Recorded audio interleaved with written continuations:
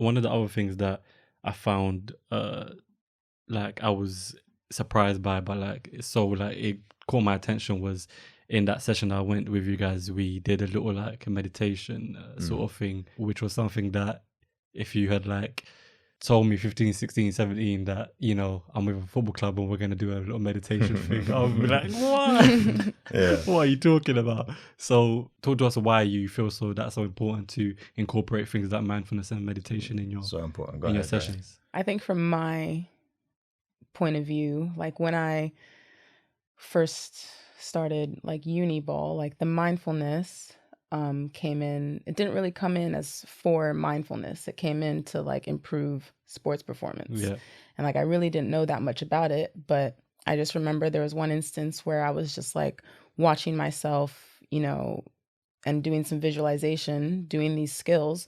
And then I had like a sick game afterwards. And I was like, oh, it's definitely because of that, you know? So that's kind of how I got into it. And then just really realizing that, you know, slowing things down, being at peace with yourself carries over into being successful as a elite athlete.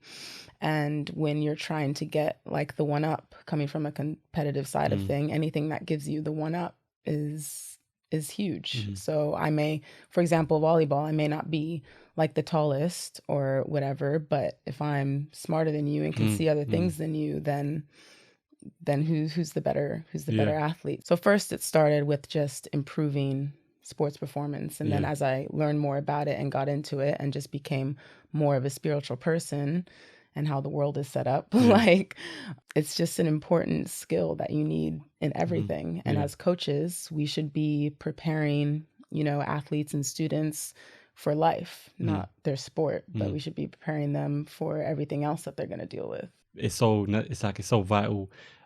Mindfulness and the process of positive thoughts and positive thinking, like it makes you think, why has this not been something people have been focusing on like so long ago? Why does it only take the past 5 or 10 years or so for people people don't know about it, one, and then again there's that stigma of like Buddhism and meditation and being all zen and everything, which is a part of it, but it's not, it's so multifaceted. Like Kobe Bryant was always meditating, man. So like this is another thing, because I've always been exposed to spirituality and spiritualism, you know, from my mom, my granddad, that kind of thing.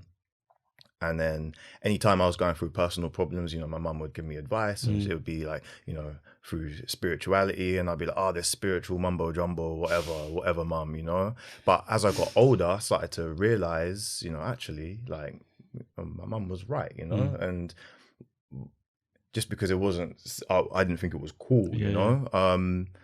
So I was, when I met Ray and we started speaking about spirituality and that kind of stuff and how it can impact our sports especially, you know, and then sort of applying that to kids playing sport, and how do we get that across? And, you know, if it's coming from us, as, you know, we're not that much older than them, and I'm a guy that, you know, still plays basketball, and, you know, I still listen to the same music and that kind of stuff, you know. I'm not that far removed from what they're into. And if it's coming from me, you know, they might be able to, it might resonate with them a little bit more. I'm not coming from, you know, I'm not in a, I don't know, you know, what a Buddhist monk wears, you know, in a hoodie like them, you know.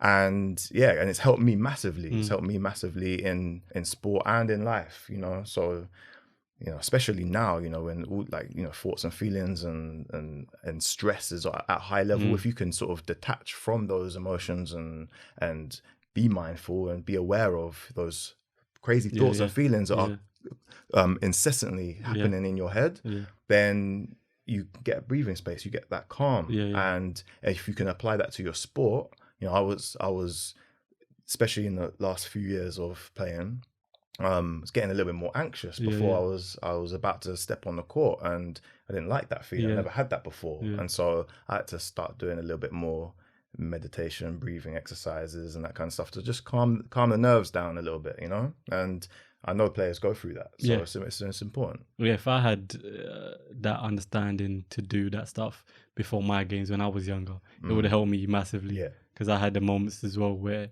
I knew my ability, but sometimes for whatever reason, the fear of making a mistake or getting something wrong, especially in position I play, sometimes that would impact me to the level where I couldn't show what I'm capable of. Yeah. You know, so I wish I had that as well.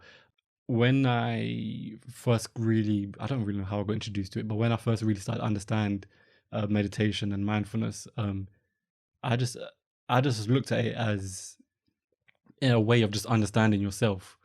I just looked at it a way of just better understanding myself and my thoughts and being aware of myself. Yeah. I can see why people have them social connotations to it, but I don't know, for some reason I didn't get that. I just got, when I started doing it, which I started doing naturally, I didn't plan to meditate. I just started being more in touch with certain things like nature and whatnot, and going out certain places and just taking a second. And then after a while learning about meditation, what meditation is, I realized, oh, I've been doing this slightly a bit. But yeah, I think that's like, we just somehow need to find a way to show people that you're just learning about yourself. That's really all it is. Yeah. When I do it, I'm clearing away all the just excess stuff, all the external stuff when I do it, and what's left is whatever's inside me that I feel like needs to be addressed. And I don't know why. Yeah, it's a big thing, but you know, it needs to happen. What were some of the types of ways that you guys thought about doing this? Because when I was with you, we sat us down and we had it was a quick session we had. Was that what you guys had thought of doing at first, or like how did you try to incorporate these sort of mindfulness sessions? Yeah, so we just wanted to do strength and conditioning first, and then speak to the athletes about meditation and breathing. So usually we'd start with some sort of meditation or breathing exercise at the end, just to, after you've exercised hard and your heart rate's up, okay, can we do some breathing now? Can we now go from this intense exercise to then the exact opposite, and can we now calm down and bring awareness to our breath, and then get into a state where we're just only focusing on the breath and we're not thinking about anything that's going on in our head. And then, so for most of these young athletes, it would be the first time they've been exposed to this kind of thing. So, thinking nothing is a weird concept, So, just we sat down. We were in the park, weren't we? And we sat down and, we just took some time to breathe and then only focus on the breath. And it was. I know a couple of the guys said that they got something out of it. Yeah, that situation I was in, I was like, obviously I wasn't like, it wasn't alien to me, but just being in a situation where you're around people who are all doing it for a second, like after a minute, 90 seconds, I was somewhere else. Yeah.